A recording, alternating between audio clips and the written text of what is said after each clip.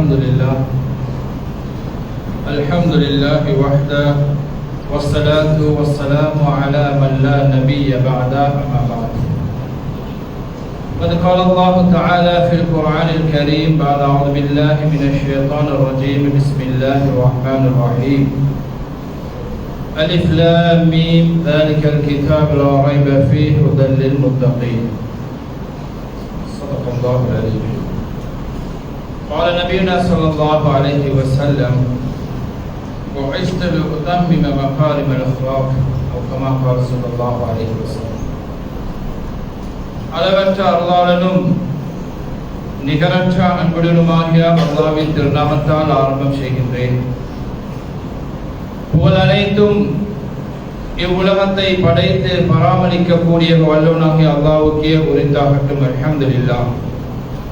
சலாத்தும் சலாமும் இவ்வுலகுக்கு இறுதி தூதராக வந்த ஹஸரத் முஹம்மது அக்ரம் ஸல்லல்லாஹு அலைஹி வஸல்லம் அன்னவர்கள் மீதும் அன்னவர்களை பின்பற்றிய உத்தம சஹாபாக்கள் நல்லடியார்கள் அனைவர் மீதும் காலமெல்லாம் சலாத்தும் சலாமும் உண்டாவதாக. இறை இல்லத்தில் இத்திகாஃப் நியத்தோடு அமர்ந்திருக்கும் இஸ்லாமிய சகோதரர்களே, அல்லாஹ்வின் நல்லடியார்களே, அல்லாஹ்வினால் ஏவப்பட்ட விடயங்களை எடுத்தும் அவனால் விளக்கப்பட்ட விடயங்களிலிருந்து தவிர்த்து கொள்ளுமாறும் முதலில் எனக்கும் அப்பால் உங்களுக்கும் நான் வஸீஹத்தும் நஸீஹத்தும் செய்து கொள்கின்றேன். அன்பார்ந்த சகோதரர்களே, அல்லாஹ்வின் நல்லடியார்களே, அல்லாஹ் ரப்புல் ஆலமீன் இந்த உலகத்தில் படைத்திருக்கக்கூடிய படைப்பினங்கள் ஆக சிறந்த படைப்பாக உயர்ந்த படைப்பாக அல்லாஹ் மனிதர்களாக எங்களை படைத்து எங்களுடைய இந்த உலகத்துடைய வாழ்வும் நாளை மௌத்துக்கு பின்னாலே வாழ்வும் வெற்றி அடைவதற்காக வேண்டிய அல்லாஹ் தூய்மையான மார்க்கம் தீனுல் இஸ்லாத்தை தந்திருக்கின்றான். நம் உயிரினும் மேலான கண்மணி ஸல்லல்லாஹு அலைஹி வஸல்லம் அவர்கள் இந்த உம்மத்துக்கு தன்னுடைய வாழ்நாளையில் அவர்கள் பிறந்ததிலிருந்து இறக்கும் வரை இந்த உலகத்தை இருந்து பிரியும் வரைக்கும் இந்த முஸ்லிம் உம்மத்துக்கு கியாமத்துடைய நாள் வரைக்கும் வாழக்கூடிய அனைவர்களுக்கும் தன்னுடைய அழகிய முன்மாதிரியான வாழ்க்கையில நிறைய விடயங்களை படிப்பினைகளை சொல்லி தந்துட்டு போனார். ரபீஉல் அவ்வல் மாதம் பிறை 1 to 12 வரைக்கும் அருமை ரசூலுல்லாஹி ஸல்லல்லாஹு அலைஹி வஸல்லம் அவர்களுடைய வாழ்க்கை சுருக்கங்களை பல தலைப்புகள்ல பேசக்கூடிய கேட்கக்கூடிய சந்தர்ப்பங்கள் அல்லாஹ் இந்த மாதம் எங்களுக்கு தந்தான். அன்பார்ந்த சகோதரர்களே, கண்ணியவான்களே, நபி ஸல்லல்லாஹு அலைஹி வஸல்லம் அன்னவருடைய வாழ்க்கையில மனிதனுடைய வாழ்க்கையில என்னென்ன விடயங்கள் எல்லாம் தேவையோ அது அனைத்தையும் அவருடைய வாழ்க்கையிலிருந்து படிச்சு கொள்ளலாம்.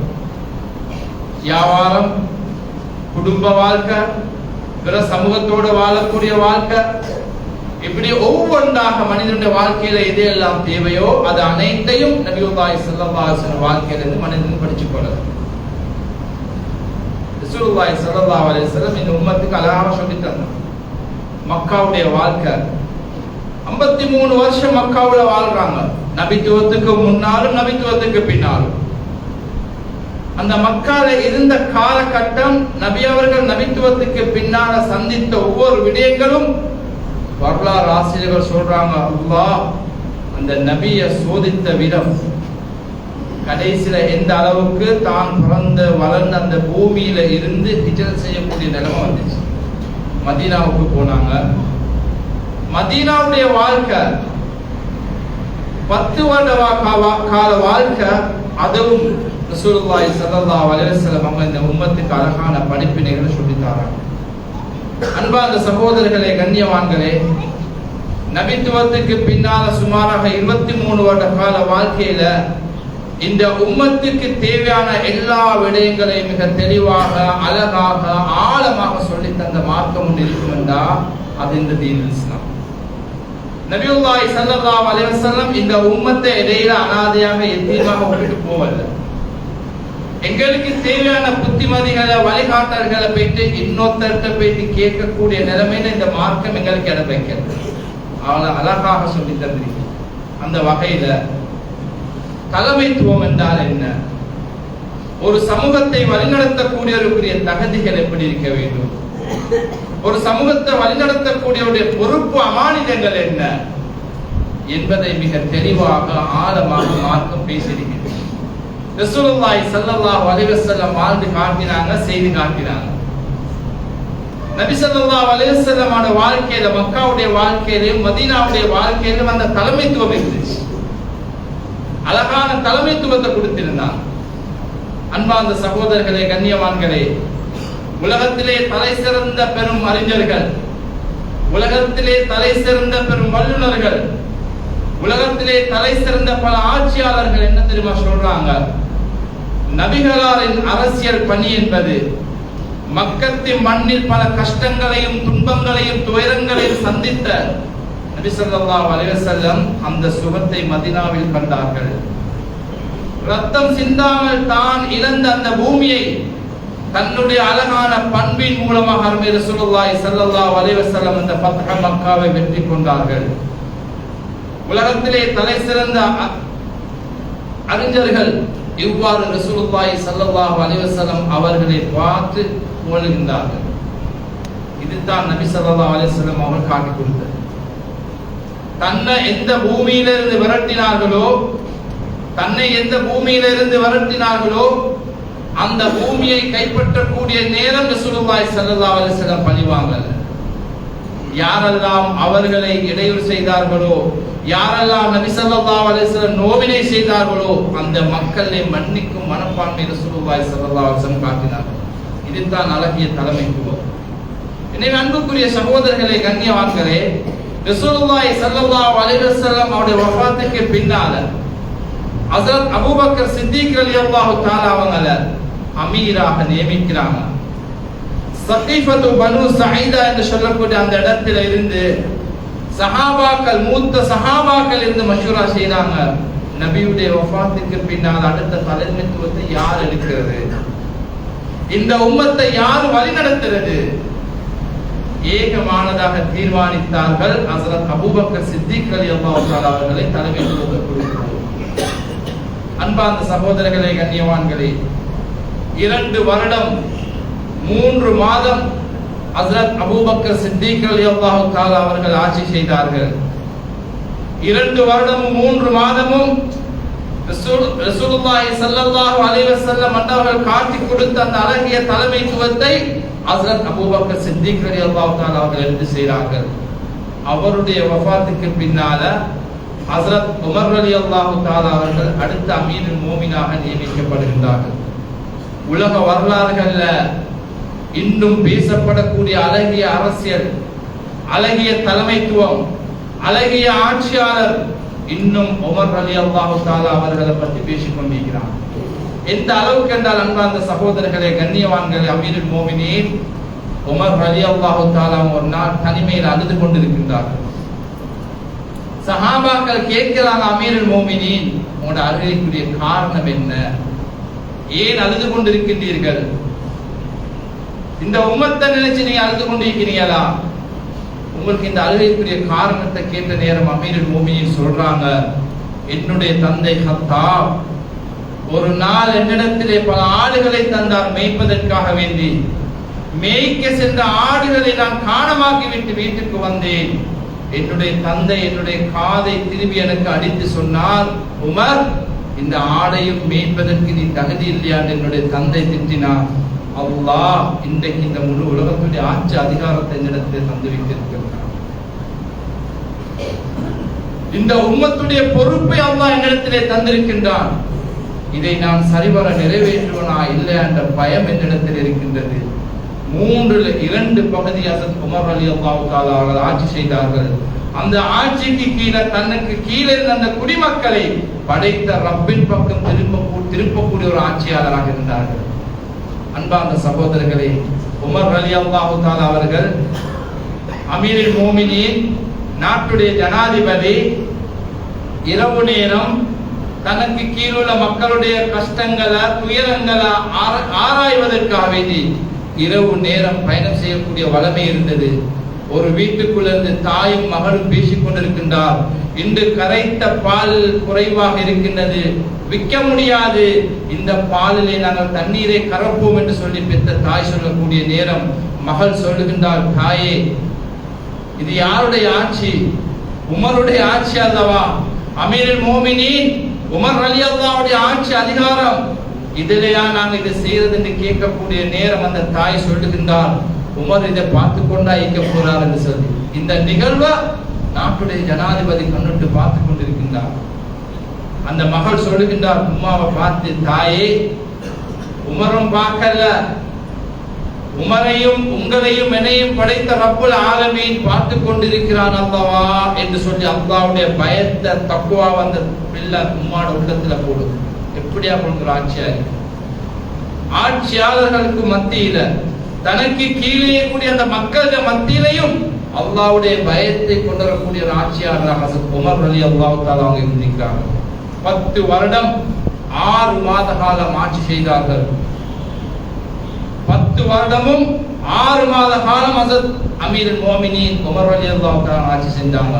அவருடைய ஆட்சிக்கு பின்னால் ஹஸரத் உஸ்மானுடைய ஆட்சி வருது. ஹஸரத் உஸ்மான் ரலியல்லாஹு தஆலா அவர்கள் 12 வருடம் ஆட்சி செய்தார்கள். அதற்கு பின்னால் ஹஸரத் அலி ரலியல்லாஹு தஆலா அவர் ஆட்சி செய்றாங்க. 4 வருடமும் 9 மாத காலம் அவருடைய ஆட்சி செய்தார்கள். அன்பார்ந்த சகோதரர்களே, கண்ணியவான்களே, ஹஸரத் அபூபக்கர் சித்திக் ரலியல்லாஹு தஆலா அவங்க ஆட்சி செய்த அந்த 2 வருடமும் உமர் ரலியல்லாஹு தஆலா அவங்க ஆட்சிக்கு வராங்க. வந்து ஹஸரத் அபூபக்கர் சித்திக் ரலியல்லாஹு குறைகளை பேசல. அவர்கள் எந்த பணியை செய்தார்களோ அதை விட சிறப்பாக செய்தார்கள். 10 வருடம் ஹஸரத் உமர் ரலியல்லாஹு தஆலா ஆட்சி செய்றாங்க. அவருடைய வஃபாத்துக்கு பின்னால உஸ்மான் ரலியல்லாஹு தஆலா ஆட்சிக்கு வராங்க. ஹஸரத் உஸ்மான் ரலியல்லாஹு தஆலா அவங்க அபூபக்கர் சித்திக் ரலியல்லாஹு தஆலா அவங்களையோ உமர் ரலியல்லாஹு தஆலா ஆட்சியில குறைக்கானல்ல. அவர்கள் 2 பேரும் எந்த பணியை செய்தார்களோ அதை விட சிறப்பு பணியை செய்தார்கள். அவருடைய ஆட்சிக்கு பின்னால் அலி ரலியல்லாஹு தஆலா ஆட்சிக்கு வராங்க. இந்த 3 பேருடைய ஆட்சியிலே குறைக்கானல்ல, அதை விட சிறப்பாக செய்தார்கள். இதுதான் ரசூலுல்லாஹி ஸல்லல்லாஹு அலைஹி வஸல்லம் இந்த உம்மத்துக்கு காட்டி கொடுத்த தலைமைத்துவம். அவர் இவரை ஏசவோ இவர் அவரை ஏசவோ விமர்சிக்கவோ இல்ல.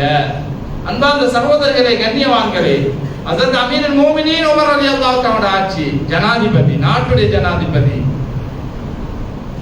நீதி, நிர்வாகம், நிதி, இந்த 3 அவர கையில இல்ல. 3க்கு 3 மினிஸ்டரை பொறுப்பாளரை வச்சிருந்தாங்க. ஒருவர் வாராரு கஷ்டத்தை சொல்லிக்கொண்டு சொல்றாங்க, பைத்துல் மால்ல இருந்து உங்களுக்கு பணம் தரப்படும், அதுக்குரிய பொறுப்புதாரி பினான்ஸ் மினிஸ்டர் ஆகக்கூடிய அந்த சஹாபிக்கு சொல்றாரு, இவர் கஷ்டத்துல இருக்கிறாரு, இவருக்கு கொஞ்சம் பைத்துல் மால்ல இருந்து பணத்தை கொடுத்து உதவி செய்யுங்கன்னு சொல்றாரு. நாளைக்கு அதை பணத்தை தருவாருன்னு சொல்லி பொறுப்புதார் என்ன சொல்றாரு தெரியுமா? ஜனாதிபதியை பார்த்து, அமீருல் முஃமினீன் இவர் நாளைக்கு வரைக்கும் உசுரோட இருப்பாருன்றா உத்தரவாதத்தை நீங்கத்தான். தன்னுடைய ஆட்சி அதிகாரத்தை இன்னொருத்தன் மீது திணிக்கல, குடுங்கன்னு வற்புறுத்தல்ல. அமீருல் முஃமினீன் பயந்து கொண்டார்.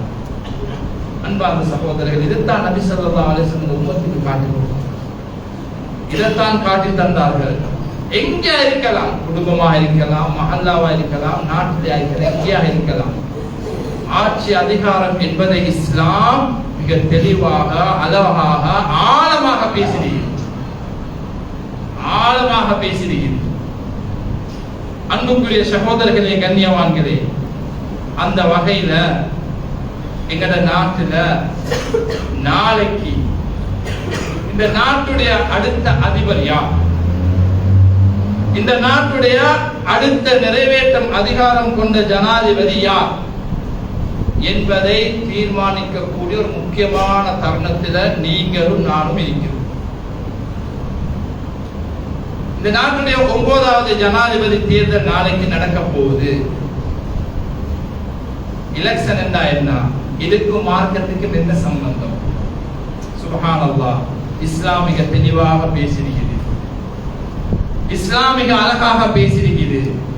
அன்பார்ந்த சகோதரர்களே, எங்கட நாடு சுதந்திரம் அடைந்ததில் இருந்து 4 வகையான தேர்தல்களை நாம் சந்திக்கின்றோம்.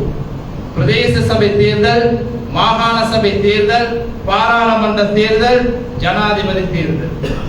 இப்ப நாளைக்கு நாம மோம் கொடுக்க போறோம். இந்த நாட்டுடைய 9வது ஜனாதிபதி தேர்தலுக்கு மோம் கொடுக்க போறோம். வெறுமனே நாளை காலை 7 மணியிலிருந்து 4 மணி வரை 9 மணித்தியாலம் அடுத்த ஜனாதிபதி யார்? கல்யாண வீட்லையும் மயத்து வீட்லையும் பஜார்லையும் வீட்டுலையும் எங்க இருந்தாலும் இன்றைக்கு பேசும் பொருள் அதுவாகத்தான். பேஸ்புக்ல, வாட்ஸ்அப்ல, சோசியல் மீடியால வரக்கூடிய செய்திகள், அன்பார்ந்த சகோதரர்களே, கண்ணியவான்களே, நல்லா விளங்கிக் கொள்ளுங்க.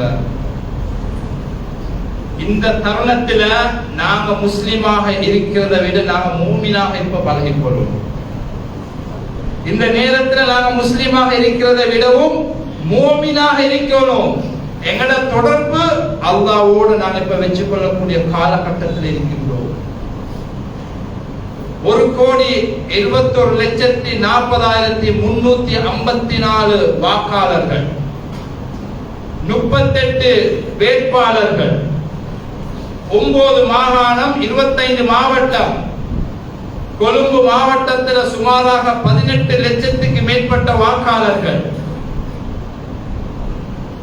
அன்பார்ந்த சகோதரர்களே, கண்ணியவான்களே, யாரை தெரிவு செய்யறோம் என்று சொல்லி குழப்பத்தில் இருக்கிறீங்களா? குழம்ப தேவையில்ல. மார்க்கம் அழகாக வழிகாட்டிருக்கிறது, தெளிவை தந்திருக்கிறது. இவர்தான் ஜனாதிபதி ஆகணும் என்று இருக்கக்கூடிய அந்த முடிவை உள்ளத்திலிருந்து எடுத்திருங்க. இவர் வந்தாதான் நல்லம் என்கிற அந்த முடிவை உள்ளத்திலிருந்து எடுத்திருங்க. முடிவை நீங்க எடுக்காதீங்க, ரப்பிடத்துல கொடுத்திருங்க. பல கட்டங்கள முடிவை நாங்க எடுத்ததுனால கடந்த காலங்களோட விளைவுகளை இன்னும் இந்த சமூகம் நாம சந்திச்சு கொண்டிருக்கிறோம். முடிவு எங்கட கையில இல்ல. அன்பான சகோதரர்களே, 2024 செப்டம்பர் மாதம் 21ஆம் தேதி ஹிஜ்ரி 1426 ரபீஉல் அவ்வல் புற 18 இந்த நாட்டுடைய ஜனாதிபதி யார் என்பதை அல்லாஹ் முடிவு செஞ்சிட்டான். அல்லாஹ் முடிவு செஞ்சிட்டான். அல்லாஹ்வுடைய முடிவை நாங்க எதிர்பார்த்து கொண்டிருக்கிறோம். நாளைக்கு ஓட் போடுறது என்பது ஒரு சபபு, அது அல்லாஹ் முடிவு. அல்லாஹ் முடிவு செஞ்சிட்டான். அல்லாஹ்வுடைய முடிவை நாங்க எதிர்பார்த்து கொண்டிருக்கிறோம். குல்லில்லாஹும்ம மாலிகல் முல்க், நபியே சொல்லுங்க, ஆட்சி அதிகாரத்துக்கு சொந்தக்காரன் அல்லாஹ். இம்மையிலும் மறுமையிலும் ஆட்சி அதிகாரத்துக்கு சொந்தக்காரன் அல்லாஹ். அவனை தவிர ஆட்சியாளருக்கு யாரும் கிடையாது. அவனை தவிர ஆட்சியாளர் வேற யாரும் கிடையாது. அவன் தான் ஆட்சியாளர், மாலிகுல் முல்க். அன்பான சகோதரர்களே, கண்ணியவான்களே, இலங்கையில நடந்த 7வது ஜனாதிபதி தேர்தல் 2015 எல்லாம் சேர்ந்து ஒரு ஜனாதிபதியை கொண்டு வரணும்னு சொல்லி, நல்லாட்சி வர வேண்டும் என்று சொல்லி ஒருவரை கொண்டு வந்தோம். அன்று பிடிச்ச முசிபத் இந்த முஸ்லிம் சமூகத்துக்கு. பல வகையான சோதனைகள் இந்த நாட்டில் நாங்க சந்திச்சோம். அதற்கு பின்னால் பெரும்பான்மை சமூகம் கொஞ்சம் விழிப்போடாவினார்கள். இந்த நாட்டை, இந்த நாட்டிலே பெரும்பான்மை சமூகத்தை நேசிக்கக்கூடிய ஒருவர் தான் வர வேண்டும் என்று சொல்லி 8வது ஜனாதிபதி தேர்தல் 69 லட்சம் வாக்கு பெரும்பான்மையோடு ஒருத்தர் வந்தார். அன்பான சகோதரர்களே, உலகத்தில் அநியாயத்துக்கு அல்லாஹ் எங்கேயும் துணை போனதாக வரலாறு கிடையாது. அப்படி உலகத்துல நான் தான் ரப்பு, என்ன விட்டா ஆள் இல்லைன்னு சொன்ன ஃபிரௌனை வச்சுக்கிறான். இன்னும் படிச்சுக்குங்க, இன்னும் படிங்க, இன்னும் படிக்கணும். அன்பான சகோதரர்களே, பெரும்பான்மை சமூகத்தோடு வாக்குகளை வந்து இந்த நாட்டை ஏதோ ஒன்று செய்யணும், ஒரு நாடு ஒரு சட்டம் என்று பல வகையான திட்டங்களோட வந்தாங்க. அதை அத்தனையும் அல்லாஹ் குடித்தோண்டி புதைத்த வரலாறு கண்கூடாக நாங்க பார்த்தோம். இதுல நாங்க படிக்கணும் என்ன, படைச்சவர் ரப்பு எங்களோட இருக்கிறான், நாங்க அல்லாஹ்வை மறந்துடப்படாது. இந்த நாட்டுல 7 ஜனாதிபதி செய்யாத ஒரு வேலை, மரணித்த உடலை கூட அடக்குவதற்கு அனுமதி தராத ஒரு ஜனாதிபதி. இதுக்கு அங்கால வரக்கூடியது எப்படிப்பான்னு யாருக்கும் தெரியாது. நாங்க ஆட்டை தொடர்ந்து பார்க்க. எனவே அதனால தான் ஆரம்பத்துல சொன்னேன், முடிவை நாங்க எடுத்துடப்படாது, ரப்பிடத்துல கொடுத்துருவோம். முடிவை நாங்க எடுத்துடப்படாது, ரப்பிடத்துல கொடுத்துடணும். வாக்களிக்கிறது மட்டும்தான் எங்களோட பொறுப்பு. அன்புக்குரிய சகோதரர்களே, கண்ணியவான்களே, ஓட்டு போடுறது என்பதும் சிலவங்க நினைச்சு கொண்டிருக்கிறாங்க, அவனும் கல்லேன் இவனும் கல்லேன். யாருக்கு போடுறது? வானம் போடாம இருக்கும். நீங்க போடாம விட்டாலும் மார்க்கத்துக்கு அடிப்படையில் அதுவும் தவறு, நீங்க பிழை செஞ்சுட்டீங்க. ஷரியாவுடைய பார்வையில வாக்குரிமை என்பது இஸ்லாமிய சட்டப்பரப்பின் வாக்குரிமை பற்றிய இஸ்லாமிய வல்லுநர்கள் உலகத்துல தலை சிறந்த உலமாக்கள் சொல்றாங்க. உலகத்திலே தலை சிறந்த உலமாக்கள் மஆரிஃபுல் குர்ஆன் என்ற அல் குர்ஆனின் விரிவுரையில் அதன் உஸ்தாத் முஃப்தி ஸஃபி ரஹ்மத்துல்லாஹி அலைஹி சொல்றாங்க, வாக்குரிமையை 3 தலைப்புல கொண்டு வராங்க. நீங்க ஒருவரை தேர்ந்தெடுக்கிறது, இந்த நாட்டுக்குரிய தலைவரை தேர்ந்தெடுக்கிறது என்பது ஷஹாதத், சாட்சி சொல்றது. ஷஹாதத், உங்களோட வாக்கை நீங்க கொடுக்குறீங்க, சாட்சி சொல்றீங்க, இவர் இந்த நாட்டுக்கு நாட்டை செய்ய தகுதியானவர். தகுதி இல்லாத ஒருவருக்கு நீங்க கொடுத்துட்டீங்கன்னா, அதனால தான் வாக்க போட்டுட்டு நம்மிடத்துல கேட்பேன், யா அல்லாஹ், நான் விருப்பம் நான் இவருக்கு வாக்களிச்சுட்டேன், இவரால் இந்த நாட்டுக்கும் நாட்டில் வாழக்கூடிய ஏனைய மக்களுக்கு நீ நலவை ஏற்படுத்து, இவரால் கெடுதி வருவண்டா இவரை நீ கொண்டுறாரு. நாங்க போட்டுட்டு எல்லாத்துக்கும் இவருக்கு போட்டுங்க இவருக்கு போட்டுங்க, இவர் வந்தா இதை செய்வாரு என்ற சடவாத சிந்தனை உள்ளத்துல கொண்டுறாதீங்க.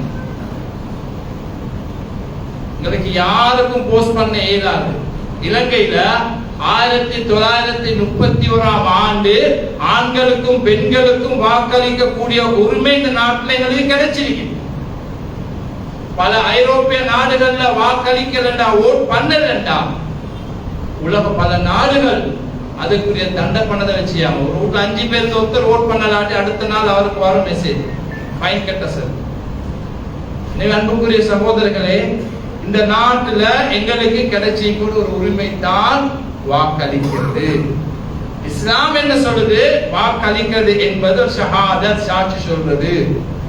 அடுத்தது உஸ்தாத் முஃப்தி ஸஃபி உஸ்மானி ரஹ்மத்துல்லாஹி சொல்றாங்க, ஷஃபாஅத், பரிந்துரைக்கிறது. இவர் நல்லவர், இவர் வந்தா செய்வார் என்ற ஒரு நம்பிக்கை, சபா செய்யறது. அடுத்தது வக்காலத், நீங்க அவரை பிரதித்துவப்படுத்துறீங்க, அவரை நீங்க பிரதித்துவப்படுத்துறீங்க, இவர் ஆட்சிக்கு தகுதியானவர் என்று சொல்லி. அன்பார்ந்த சகோதரர்களே, கண்ணியவான்களே, இந்த தலைப்புக்கு கீழே பல உலமாக்கள் சொல்றாங்க, ஒரு நாட்டை ஆட்சி செய்யக்கூடியவர், ஒரு நாட்டை நிர்வகிக்கக்கூடியவர், ஒரு நாட்டுடைய தலைவருக்கு இருக்கக்கூடிய பண்புகள் எப்படி இருக்கணும்? மக்களின் மனங்களை கவர்ந்த ஒருவராக இருக்கணும், எல்லாத்தோட உள்ளத்தை வென்ற ஒருவராக இருக்கணும். இந்த நாட்டில் வாழக்கூடிய சிறுபான்மை பெரும்பான்மை அனைத்து மக்களுடைய உள்ளத்தை வென்ற ஒருவராக இருக்கணும். அடுத்தது நாட்டு பற்றுடையவராக இருக்க வேண்டிய, நாட்டுல மேல ஒரு பயம் இருக்கணும், இந்த நாட்டை நேசிக்கக்கூடியவராக இருக்கணும், தன்னுடைய தாய் நாட்டை விரும்பக்கூடிய ஒருவராக இருக்கணும். அடுத்தது நாட்டுடைய சகவாழ்வையும் இன நல்லுறவையும் ஒற்றுமையும் பேணக்கூடிய ஒருவராக இருக்கணும், நாட்டின் சமாதானத்தை விரும்பக்கூடிய ஒருவராக இருக்கணும், மக்களுடைய தேவைகளை செவிசாய்க்கக்கூடிய ஒரு ஜனாதிபதியாக இருக்கணும். அதான் உமர் இருந்தது போல. என்ன சொல்றாங்க உலமாக்கள்? மக்களுடைய கஷ்டங்களை நஷ்டங்களுக்கு செவிசாய்க்கக்கூடிய ஒருவராக இருக்கணும். அடுத்தது அமானிதம் பேணக்கூடிய ஒருவராக இருக்கணும், நேர்மை நம்பிக்கை உள்ளவராக இருக்க வேண்டும், பிரச்சனைகள் ஏற்படும் போது அதற்குரிய சரியான தீர்வை கொடுக்கக்கூடிய ஒருவராக இருக்க வேண்டும். நாட்டில் கலவரங்கள் பிரச்சனைகள் வரும் பொழுது அதற்கு சரியான தீர்வை கொடுக்கக்கூடியவராக இருக்க நாட்டில் ஜனாதிபதி. நாட்டின் முன்னேற்றம் கருதி நாட்டுடைய பொருளாதாரத்தை வலுப்படுத்தக்கூடிய ஒருவராக இருக்க வேண்டும். நபி யூசுப் அலைஹிஸ்ஸலாம் செஞ்சு. அன்புக்குரிய சகோதரர்களே, இந்த தகமை இருக்க வேண்டும் ஒரு நாட்டுக்கு வரக்கூடியவருக்கு. எனவே அன்புக்குரிய சகோதரர்களே, கண்ணியவான்களே, இந்த நாட்டிலே ஜனாதிபதி ஒருவரை நியமிக்கக்கூடிய பொறுப்பு பெரும்பான்மை சமூகம், இந்த நாட்டை சிறுபான்மை சமூகமாக இருந்தாலும் எங்களோட செயல்பாடுகள் சரியாக இருக்கணும், அதிகம் பாவங்கள் இருந்து எங்களை தவிர்த்துக் கொள்ளணும். ஆரம்பத்தில் சொன்னது போல நாங்கள் முஸ்லீமாக இருக்கிறதை விட மோமினாக இந்த நேரத்தில் நாங்கள் இருக்கணும். இந்த நாட்டில் பல வருட காலமாக 1200 வருடங்கள் இந்த நாட்டில் முஸ்லிம் சமூகம் வாழ்ந்த வரலாறு இருந்து கொண்டிருக்கின்றன. இந்த நாட்டில் பல தலைவர்களை உருவாக்குவதற்கு முஸ்லிம்களுடைய பங்களிப்பு அறப்பரியதாக இருந்து கொண்டிருக்கின்றது. அன்பார்ந்த சகோதரர்களே, கண்ணியவான்களே, இந்த நாட்டுடைய 4வது பிரதம மந்திரி, இந்த நாட்டுடைய 4வது பிரதம மந்திரி, சுதந்திரத்துக்கு பின்னால் நாட்டுடைய 4வது பிரதம மந்திரி அந்த ஆசனத்திலே இருந்த நேரம் சொன்னார், இந்த ஆசனத்திலே அமர்வதற்கு இந்த நாட்டுடைய முஸ்லிம் தலைவர்கள் தான் இதற்கு மூல காரணம், இந்த இடத்தில் என்னை கொண்டு வைத்தவர் அவர்கள் தான் என்று சொல்லி அவர்களை பார்த்து நன்றி செலுத்தினார். முழு உலகமே திரும்பி பார்க்கக்கூடிய அளவுக்கு இந்த நாட்டை ஒரு பெண் பிரதம மந்திரியை முதலாக இந்த நாட்டுக்கு அறிமுகப்படுத்தி இந்த நாட்டுடைய அரசியல் சாசனத்தை படித்துக் கொடுத்தவர் கலாநிதி பதில். அதற்காக அந்த அம்மையார் அவருக்கு கொடுத்தது பலம் என்னது?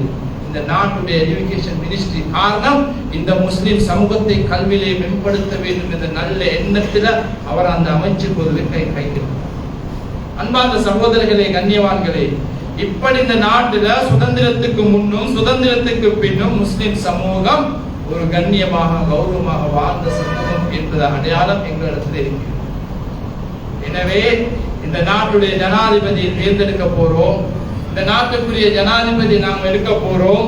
வரக்கூடியவர் இந்த நாட்டில் அனைத்து மக்களையும் மிகவும் நல்ல எண்ணங்களோடு நடத்தக்கூடிய ஒருவராக இருக்க வேண்டும் என்ற சிந்தனைகளை உள்ளத்தில் கொண்டு வரும்.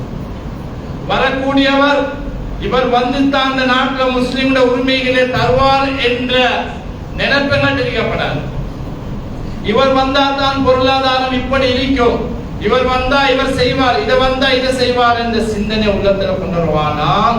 எங்கட அரசுக்குரிய பொறுப்பு அல்லாஹ், எங்கட அரசுக்குரிய பொறுப்பு அல்லாஹ். அல்லாஹ் எங்களுக்கு எங்கட ரிஸ்கை எல்லாம் தந்து தான் செஞ்சு தான் இங்க அனுப்பிக்கிறான். கேஸ் 4000 ரூபாய் இல்ல 5000 இல்ல 15000 ரூபாய் வந்தாலும் அதை தரக்கூடியவன் அல்லாஹ். அதை தரக்கூடியவன் அல்லாஹ். 30 ரூபாய்க்கு இருந்த 1 கிலோ அரிசி இன்றைக்கு 350 ரூபாய் இருந்தாலும் அப்ப தந்ததும் அல்லாஹ், இன்றைக்கு தரக்கூடியவன் அல்லாஹ். அந்த தக்குவா, அந்த ஈமான் எங்க உள்ளத்துல கொண்டு வரும். இவங்க வந்ததுனால எந்த மாற்றமும் ஏற்பட போவதில்லை. எனவே அன்புக்குரிய சகோதரர்களே, கண்ணியவான்களே, வரக்கூடிய இந்த தேர்தலில் மிக கவனம், மிக நிதானமாக நாம் நடந்து கொள்ள வேண்டும். தேவையில்லாம சோசியல் மீடியாக்கள்ல வாய்ஸ் கட்டும் வீடியோக்களும் அதை போட்டு இதை போட்டு எங்கள் சமூகத்தின் மத்தியில் பிரச்சனைகளை பிளவுகளை உண்டு பண்ணக்கூடிய சமூகமாக நாம் மாறப்படாது. காலையில ஓட் பண்ண போனோமா, அல்ஹம்துலில்லாஹ், அடுத்த கட்டம் எங்களை வேலைக்கு நாம போயிட்டு தேவையில்லாத விடயங்களுக்கு முகம் கொடுத்த ஒரு சமூகமாக எங்களை மாற்றிக்கொள்ளக் கூடாது. இந்த தேர்தல், வரக்கூடிய தேர்தலுக்கு பின்னால் அந்த நாட்டில் இருக்கக்கூடிய அனைத்து மக்களையும் அழகிய முறையில் நடத்தக்கூடிய ஒரு தலைவர் வேண்டும் என்கிற துவாவோடு நாங்கள் இருக்கணும். நான் ஆரம்பத்திலே அதை தான் சொன்னேன், அதிகமாக இஸ்திஃபார், அதிகமாக துவாக்கள். காரணம் அன்பார்ந்த சகோதரர்களை, கண்ணியமானவர்களே, பின்னணி செயல்பாடுகளை நாங்கள் அறிய மாட்டோம். அல்லாஹ் முடிவு செஞ்சுட்டான், அல்லாஹ்விடத்துல முடிவை பாலன் கொடுக்கிறது. அல்லாஹ்விடத்துல சொல்லணும், யா அல்லாஹ், இந்த நாட்டுக்கு பொருத்தமான நல்ல ஒருவரை தேர்ந்தெடுத்து தரக்கூடிய பொறுப்பு அவனிடத்தில். அதை நாங்க செஞ்சு கொள்ளணும். எனவே அவர் வந்தா இதை செஞ்சு தருவாரு, இதை செஞ்சு தருவாரு என்ற சிந்தனை மட்டும் எங்களுக்கு வானாம். அன்பார்ந்த சகோதரர்களே, கண்ணியவான்களே, இந்த நாட்டில நாங்க அனுபவிக்கக்கூடிய ஒவ்வொரு விடயங்களும் இந்த நாடு சுதந்திரம் அடைவதற்கு முன்னால் இந்த நாட்டுடைய முஸ்லிம்களாகிய நாங்கள் இது அனைத்தையும் அழகாக பெற்றுக்கொண்ட ஒரு சமூகம் என்பதை நாம் விளங்கிக் கொள்ள வேண்டும். கடந்த காலங்கள்ல இந்த முஸ்லிம் உம்மத், இந்த நாட்டில் இருக்கக்கூடிய முஸ்லிம்களை பார்த்து, உங்களுக்கு இது இல்ல, உங்களுக்கு மதரசா இல்ல, உங்களுக்கு பாடசாலை இல்ல, உங்களுக்கு இது இல்லைன்னு சொல்லி அன்பார்ந்த சகோதரர்களே, சோசியல் மீடியாக்கள் மூலமாக எல்லாத்திட உள்ளங்களை ரணகலமாக்கிய பல விடயங்களை நாங்கள் அறிவோம். இந்த நாட்டில் வந்து எந்த ஒரு ஜனாதிபதியும் எங்களுக்கு எந்த உரிமைகளும் தரல.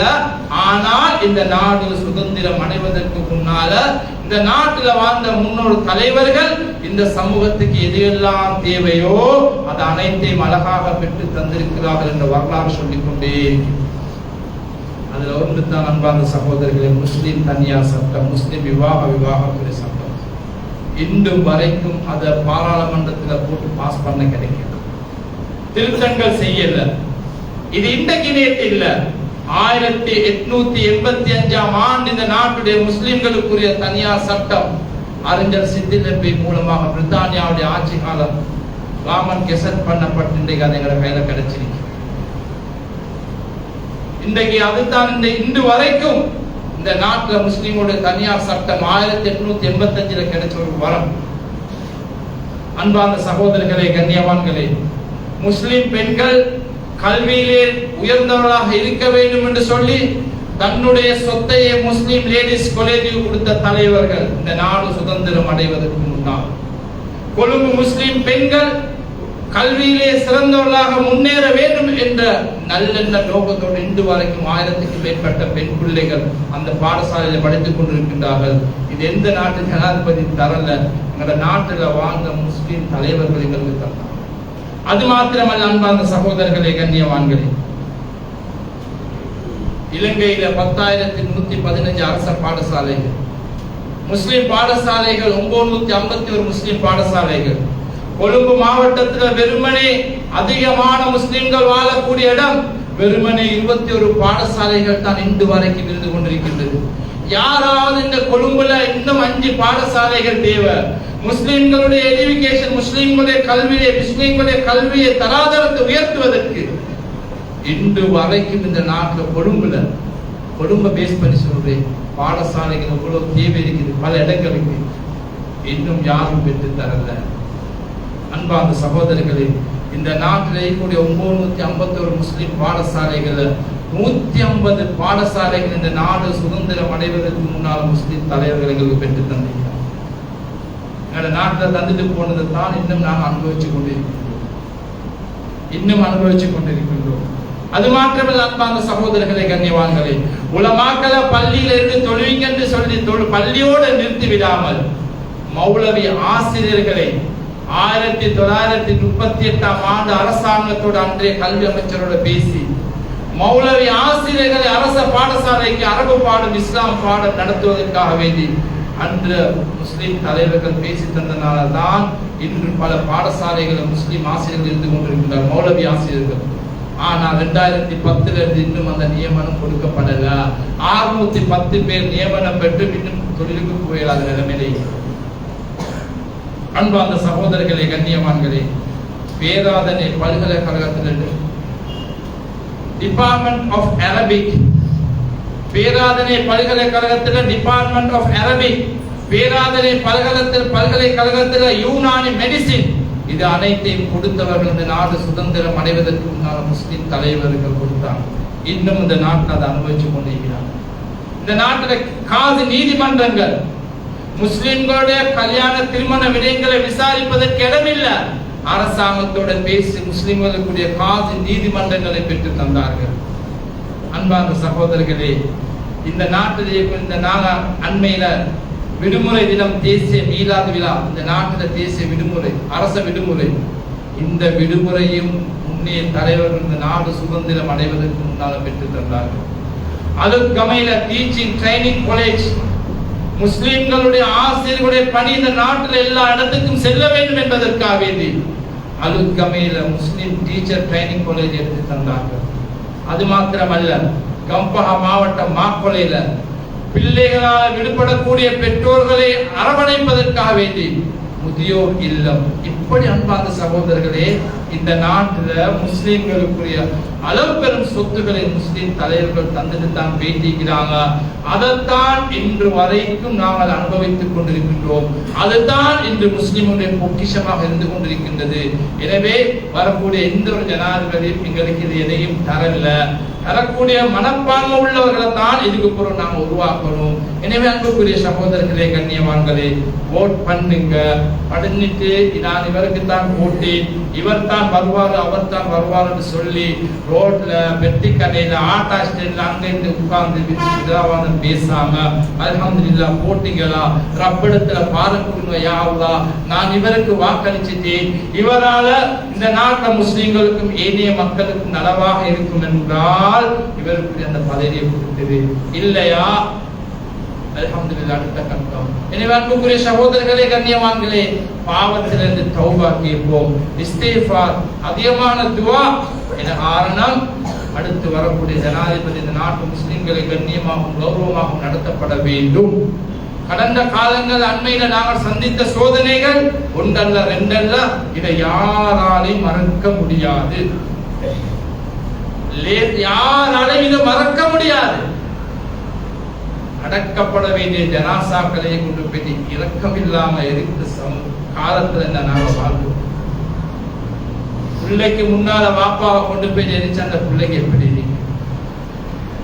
இந்த வாப்பா என்ன இறக்கமா அன்பா பாசமா இவ்வளவு வளர்த்த வாப்பா நெருப்புல சுடுறத கண்ட எந்த பிள்ளையால உள்ள சும்மையும் நாங்க அதையும் சந்திச்சோம். அல்லாஹ் விட்டு வச்சானா? வைக்கல. எத்தனை தாய்மார்கள் துவா. அல்லாஹ் அநியாயத்துக்கு ஒரு நாள் துணை போக மாட்டான். நாங்களும் யாருக்கும் அநியாயம் செய்யக்கூடாது. அநியாயத்திலிருந்து எங்களை பாதுகாத்துக் கொள்வோம். அதிகமா துவால இருப்போம். அதிகமா தாய்மார்களுக்கு, குழந்தைகளுக்கு, பிள்ளைகளுக்கு சொல்ல அன்பான சகோதரர்களே, கண்ணியவான்களே, துவாவில இருப்போம். நல்லொரு ஆட்சி, நல்லொரு தலைவர் இந்த நாட்டுக்கு வர வேண்டும். இந்த நாட்டில் முஸ்லிம்கள உரிமைகள் எது எதெல்லாம் இருக்கிறதோ அது அனைத்தையும் இதுவரைக்கும் நாம் சிறப்பாக இந்த நாட்டில் செஞ்சு கொண்டு வந்தோமோ இன்னும் அது தொடர்ந்து கொண்டு போகணும். இன்னும் எங்களுடைய எத்தனை உரிமைகள் இருக்கிறதோ அது அனைத்தையும் சரிவர நிறைவேற்றக்கூடிய நல்ல ஒருவர் வர வேண்டும் என்று துவாவோடு பிரார்த்தனையோடு இருப்போம். ஆட்சி அதிகாரத்துக்கு சொந்தக்காரன் அல்லாஹ். அவனை தவிர வேற யாராலையும் ஆட்சி அதிகாரத்தை கொடுக்க முடியாது. அல்லாஹ் சுலைமான் அலைஹிஸ்ஸலாத்துக்கு ஆட்சி அதிகாரத்தை கொடுத்தான். சுலைமான் அலைஹிஸ்ஸலாம் அல்லாஹ்வுக்கு நன்றி செலுத்தக்கூடியவராக இருந்தார். ஃபிரௌனுக்கு அல்லாஹ் ஆட்சி அதிகாரத்தை கொடுத்தான். ஃபிரௌன் வரம்பு மீறி போனான். அல்லாஹ் இன்னும் அந்த ஃபிரௌனை வச்சு படிப்பினை சொல்லி கொடுத்து கொண்டே இருக்கிறான். எனவே அன்பான சகோதரர்களே, கண்ணியவான்களே, ஒரு முக்கியமான ஒரு தருணம் நாளை நடைபெறக்கூடிய அந்த தேர்தலில் நாங்கள் எல்லா நேர காலத்தோடு எங்களோட வாக்குகளை நாங்கள் அழிச்சிருவோம். எங்களோட மனைவிக்கு ஓட்டு இருக்கிறா நாங்கள் கூட்டு கொண்டு போயிட்டு போடுவோம். யாருக்கு போடுங்க, இவருக்கு போடுங்க, யாரும் போஸ்ட் பண்ண வேணாம், யாருக்கும் சொல்ல போவானாம். எங்களோட உரிமைகளை நாங்கள் பாதுகாப்போம். யாரும் ஓட் பண்ணாம இருக்க வேணாம். அது எங்கள் நாட்டில் எங்களுக்கு கிடைச்ச வரம். இந்த நாடு சுதந்திரம் அடைவதற்கு முன்னால் எங்களுக்கு கிடைச்ச ஒரு வரம் என்பதை விளங்கிக் கொள்வோம். அல்லாஹ் ரப்புல் ஆலமீன் எங்கள் அனைவர்களை புரிந்து கொள்வானாக. யா அல்லாஹ் ரப்பி ரஹ்மான், எங்கள் அனைவருடைய பாவங்களை மன்னித்தந்தருள்வாயாக. யா அல்லாஹ், நாங்கள் தெரியாமல் செய்த பாவங்களை மன்னித்தந்தருள்வாயாக. யா அல்லாஹ், எங்களை பெற்றெடுத்த எங்களுடைய தாய் தந்தருடைய பாவங்களை மன்னித்தந்தருள்வாயாக. யா அல்லாஹ், எங்களுடைய மனைவி மக்களுடைய பாவங்களை மன்னித்தந்தருள்வாயாக. யா அல்லாஹ், உலகத்தில் நல்லவர்களாக வாழ்ந்து நல்லவர்களாக வாழ்க்கக்கூடிய பாக்கியத்தை தந்தருள்வாயாக. ஆமீன் ஆமீன் யா ரப்பல் ஆலமீன். இன்னல் ஹம்துலில்லாஹ்.